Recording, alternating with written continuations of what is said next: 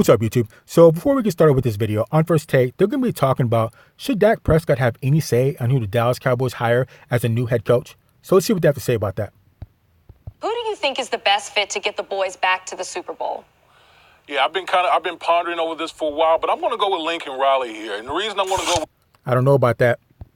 Lincoln Riley is because I think when you look at the Dallas Cowboys, the strides that they made offensively under Kellen Moore, we saw Dak Prescott have his career year this year, and they put up a lot of really good, strong offensive numbers. If you're gonna move on from Jason Garrett and that offensive coaching staff or the coaching staff in general, then I think a guy like Lincoln Riley makes a lot of sense from the standpoint of this is a guy at Oklahoma who's dealt with, different quarterbacks, whether it's Baker Mayfield, Jalen Hurts, and Kyler Murray. All three of those guys won the Heisman Trophy. They're all different style quarterbacks, and he all made them work. I think his but coming up to the NFL is a whole nother different kind of beast. Scheme, combined with Dak Prescott and the year that he had, I think he would bring some innovative and some really fun schemes to the National Football League and particularly to the Dallas Cowboys.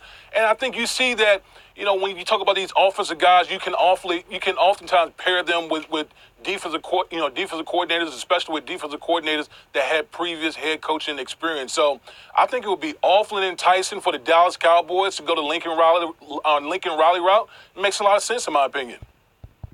So Lincoln Riley is the head coach for the Oklahoma Sooners. His record is 36-5. He's 0-3 in bowls, and he's been, I think, the Big 12 Coach of the Year a few times, I think. And I think he's been there since 2016, but don't quote me. So I don't know if I want to bring up a rookie coach to take care of the Dallas Cowboys, a stacked Dallas Cowboys team, because the Cowboys are ready to win now. You don't have time for a rookie head coach in the NFL to get his feet wet and get acclimated to what's going on in the NFL. If I'm the Dallas Cowboys, you want to win now with the stacked team that you have, and I would have to get an experienced NFL coach to get in there and to be able to deal with the egos and to deal with all the type of things that happen with professional teams. Like I said, I don't know if you don't have time to waste to have a rookie head coach come up and, get acclimated to the NFL. So let's continue. Not to me. and simply because of this, Damon, you understand we've both been in NFL locker rooms. We've been in different NFL locker rooms. We understand that it is hard for a college coach to leave the college ranks dealing with kids where they can scare them because they only have 4 years in which they can try and get to the NFL and dealing with grown men that have guaranteed contracts that can outlast you. It's hard to win over that locker room. And to do that, you have to be empowered. And I don't see Jerry Jones as a owner that empowers his coaches. That's one of the problems that, Jason Garrett alluded to when he was trying to make a case to keep his job, that he wanted to make sure that he can still make his play calling, that he don't need a owner having a press conference outside of the locker room after every game, kind of mixing the message up that you're trying to send to the team. I think that's great. Yeah, so let's take a good look at Jason Garrett.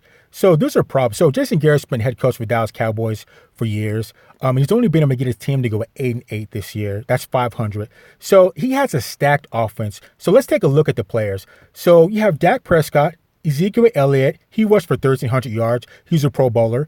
You have Amari Cooper. He had 79 catches for 1,100 yards. You have Michael Gallup, caught for 1,100 yards. Randall Cobb, Jason Witten, Tyrone Smith, Pro Bowler. Zach Martin, Pro Bowler. Travis Frederick, Pro Bowler, and the Dallas Cowboys have the #1 offense in the NFL. They average 431 yards, average 27 points, 131 rushing yards, and 296 passing. And they have the 9th ranked overall defense. So if you can at least break 500 with that as a head coach, something's wrong. I mean, you shouldn't really have to work that hard. All you have to do is put your guys in position to win, and they should just be taking care of it themselves by just being the straight ballers that they are. So I think it's a good thing that Jason Garrett is definitely on his way out. So let's continue. It's overblown. I think that's overblown with the whole press conference outside the locker room. I think that's overblown when you're talking about grown men and doing their job. But what do you think that the Dallas Cowboys didn't win because of the X and O's, or that they didn't have a coach that held them accountable, that made sure that it was consequences if they didn't perform, that if guys weren't performing to the top of their level, being able to sit them down? Whenever I can go around the head coach and complain to the owner, that's a problem. I don't think it's a problem Yeah, but how's Jason Garrett going to go and hold players accountable for not doing their job when he's not putting them in position to do their job correctly and effectively? It just doesn't make sense. How many times? What was that? A couple games last year, towards the end of the year, they had Amari Cooper sitting on the sideline like on 3rd and long. Like, what the? How come he's not in the? How come he's not in the game? He's the best receiver. And there's a few times when Ezekiel Elliott would only rush the rock like 13 times. Like, you got to give Ezekiel Elliott the ball a heck of a lot more times than 13 times, especially, I think, in the NFC East Championship game. I mean, it just doesn't make sense. So I don't think it's a matter of Jason Garrett not holding his players accountable, because how can you hold them accountable when he's not putting them in right position to make plays, to put in work? So I don't know. Let's continue.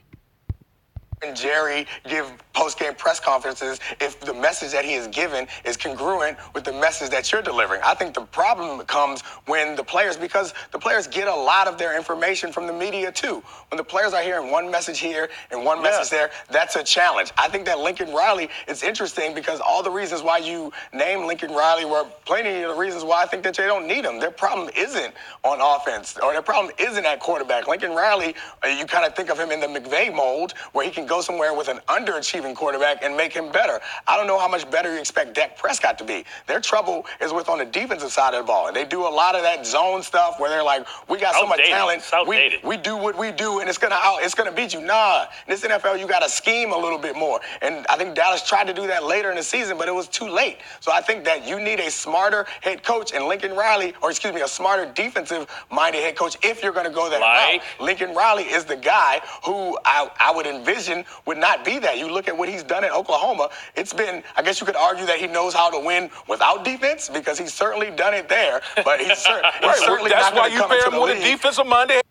Yeah, but like I said before, I don't know if the Dallas Cowboys don't have time to help baby along a rookie head coach in the NFL. You don't have time for that. You got to win now with the stacked team that you have, and especially with the fact that, you got to get a good, well-seasoned NFL coach to go in there, get in there, take charge, and can direct these guys. I mean, like I said, the offense is stacked. And if you can't at least break 500 off of the players that they have, then it's not going to work. It's definitely not going to work. That's what I'm glad. But I definitely want to go with Lincoln Riley. I would go with the well-seasoned NFL head coach that knows how to, steer the ship and take charge and get these boys to the Super Bowl. Because, I mean, they're just way too stacked. So let's continue. Head coach, but you still haven't gotten to the coach. Mike Zimmer should be the coach. If they can get Mike Zimmer out of Minnesota, somebody that's familiar with Jerry Jones and his antics, somebody that's going to get instant credibility in that locker room, somebody that's a proven winner on this level. This team is in a window to win now. They're not going to be able to hold on to all this talent, because you can't pay everybody. You still got to pay Cooper. You still got to pay Dak. You got to pay Jones. At some point, you got to cash in and move on. If you're going to give Dak Prescott $35 to $40 million, you can't keep all this talent around him. I understand. Yeah, and that's another thing. As far as them asking Dak Prescott, do you like this head coach? What head coach would you like to bring in? Well, don't ask me. You guys haven't paid me yet. Why am I going to help you guys any further in winning and bringing in a head coach when you guys don't even want to pay me? I mean, that just doesn't make sense at all. You guys need to pay me before I'm going to help you to pick the head coach that can get us to where we need to go to. And I don't know why they're wasting time with Dak Prescott. Look, he may not be the best quarterback in the NFL. He may not be top 5, but he works good with the system. I mean, those guys, he works well with the system. And, who else are you going to get? The time to win is now. You don't have time to bring in another quarterback or to get a rookie quarterback or whatever. You have to win with Dak Prescott now. Get a good head coach, pay him money, and get these guys rolling. Get these guys rolling because they're too stacked to have all this wasted talent. And like I said, people hate on Dak Prescott, but if he got them at 8-8 with a trash head coach, you can imagine that they're going to do better if they have a better coach. So I don't know. Let's continue. Not wanting to keep going to the retreads. Like, I get that. You want to give a new guy a chance, but this job seems like a job that requires some experience. This is not one where you can learn on the job. And every new first-year head coach, like, they have to learn on the job some, because they go from coordinating an offense, most of them, or coordinating a defense, sitting in the room, scheming up plays, to then having to be responsible for an entire team's culture and being concerned with everything that happens in the organization, and all while Jerry Jones is on the side creating kind of a sideshow, trying to drum up more interest in the organization. So this is a hard job. I expect someone who has head coaching experience, and the only person who doesn't have NFL head coaching experience I would look at is Urban Meyer, because I think that the experience he's had in the league, and I mean in college, has been so impressive, and he is such a big name and a respected guy. I think he walks in with immediate credibility, and I think he has to mess that up with the players. He has to lose that. Whereas Lincoln Riley and other guys, I think other young or first-time head coaches, they have to go in there and figure out how to earn the credibility. Only two. And it seems like Urban Meyer knows how to get things done, if you will, that he won't be breaking the type of rules that he may have broken in college football when he gets up to the NFL. So I think Urban Meyer might fit, okay? But again, like I said, the Dallas Cowboys are ready to win right now. So I would probably go with the well-seasoned NFL head coach to come in there, take charge, and get those boys on track. Because, like I said, this might be, the last couple years that Jerry Jones is able to see his team and really know what's going on. Because what he's like, 97, 98 or something, he's really getting up there. So, I mean, there's no time to waste with this stacked team. So let's continue. Those guys I would think of is maybe David Shaw in Stanford, because he was in Baltimore, and he's run a pro type of offense and defense where he's been, or Matt Rule, who's had experience with being on the same staff, with Coughlin before coming back. Urban Meyer's never dealt with it. We've seen Nick Saban run to the league and run right back. This ain't for the faint of hearts, man, because you can't scare me by saying, hey, I'm not 19 years old telling you you're going to pull my scholarship and put me on the bench. Yeah. I can care less. I'll be there longer than you. Excuse me.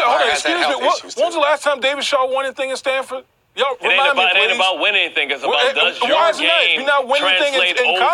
does your game translate over to being able to lead grown men? He was an NFL player. So Lincoln Riley doesn't translate? Lincoln Riley wasn't an NFL player, and Lincoln Riley never coached it doesn't matter or been a part of.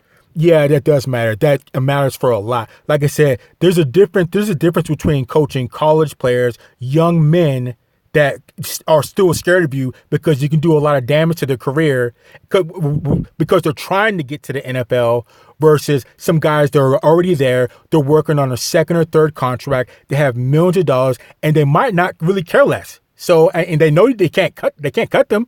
So it's a whole different type of beast going up to the NFL. And to say that it doesn't matter, that doesn't make sense at all. That just doesn't make sense. So let's continue. The NFL organization. How many coaches have been NFL players and still have been successful? No, I think Bart's point is that he doesn't have any NFL experience to point to. You can't say that about David. Exactly. You got to get your feet wet as being offensive coordinator, a position coach in the NFL. You got to work your way up. You don't just want to go 0 to 60, especially with a stacked, ready Dallas Cowboys ready to make some moves right now.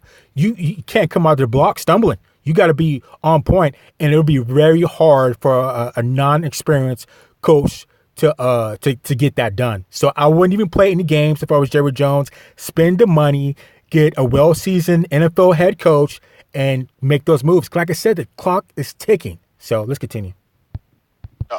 Damien, a lot of people discuss the importance between the relationship between the quarterback and a head coach. So do you think that Dak Prescott should have a say in the Cowboys coaching hire? No, I don't think he should have final say, but I do think that he should be involved. If he's going to be the long-term solution for the Dallas Cowboys at the quarterback position, then I think it wouldn't be smart. Okay, so before this video turns off, like I said before, they need to pay Dak Prescott his money, okay? He may not be a top 5 quarterback, but he's your quarterback with the Dallas Cowboys. He fits the system, he knows the system, and he's doing just fine. Like I said, he may not be the best quarterback, but he's great for your system. He knows the system. I don't think he's ever missed a game, I think. It's something like that. So you know he's there, you know who he's going to play, and if they went 8-8 with the trash coach that didn't know what they're doing, just imagine if they get a good, well-seasoned NFL coach in there that knows what he's doing, especially with that stacked offense and have 4 Pro Bowlers. So definitely, man, definitely, I would say pay Dak Prescott his money and then try to get another head coach. But if I was Dak Prescott, don't ask me I'm not going to help you guys pick out a good head coach, and you guys haven't even given my money yet. I mean, that's just out of control. So let's continue. on the Dallas Cowboys part if they left him out of the whole process.